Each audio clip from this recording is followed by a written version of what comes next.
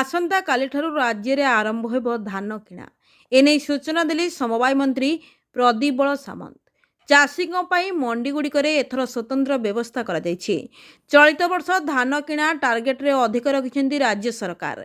चाषी मंडीगुड़िक खाद्य पानीय और शौचालय भली व्यवस्था होइछि।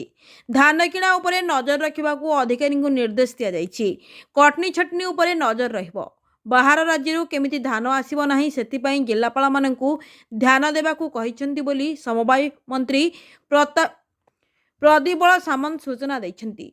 छोट चाषी प्रकृत चाषी भाग चाषी मानक ठारो धान किनिबा पई विशेष गुरुत्व रहिबो। धानर सर्वनिम्न सहायक मूल्य धान किणार 48 घंटा भितरे चाषी अकाउंट को पठाजिबो। धान संग्रह परिचालन नहीं मार्गदर्शिका समस्त जिलापाल निकट को पठा जाइछि। धान चाष होइतिबा अंचल बाबदरे सैटेलाइट जांच समस्त जिले में करा जाइछि। ब्यूरो रिपोर्ट विकल्प समाचार।